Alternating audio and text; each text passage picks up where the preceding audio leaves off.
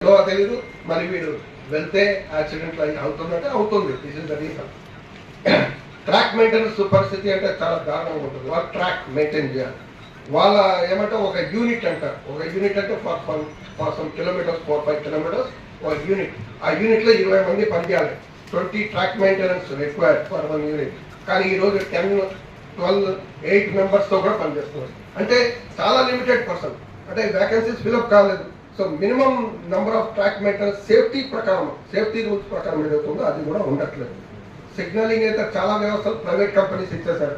ఆ private company maintain చేయాలి. Signal స్టాఫ్కి ఐడియా ఉండదు, ఆ టెక్నాలజీ వాళ్ళ ట్రైనింగ్ లేదు, ట్రైనింగ్ ఇచ్చే టైం లేదు. సో ఇప్పుడు ఏమైనా ప్రాబ్లం ఉంటే ఆ కంపెనీ వచ్చి రిపేర్ చేయాలి. సో ఇది డేంజరస్. ఇది సిగ్నలింగ్ స్టాఫ్ కూడా ఉండాలి నాలెడ్జ్. సో దట్ ట్రైనింగ్ ఇస్తే ఏమైనా ఆపద ఉంటే వెంటనే పోయి ఆదుకోవాలి.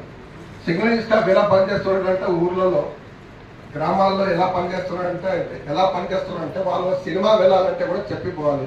ఒకసారి ఫోన్లు కూడా వస్తాయి సినిమాలో, బాబు సిగ్నల్ ప్రాబ్లం, వెంటనే పరిగెత్తారు. ఇది సిగ్నల్ ప్రాబ్లం అంటే ట్రైన్స్ అనే అయిపోతాయి.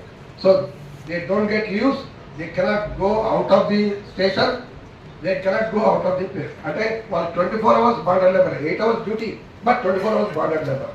సో ఇలాంటి పరిస్థితుల్లో పనిచేస్తున్నారు. ఇలాంటి టైంలో మనం కాంట్రాక్ట్ లేబర్ కూడా వచ్చారు. సేఫ్టీలో కాంట్రాక్ట్ లేబర్ లేదన్నారు. ఇప్పుడు సేఫ్టీ స్టాఫ్లో కూడా ఇక్కడ కూడా ఉన్నారు వెల్డర్స్.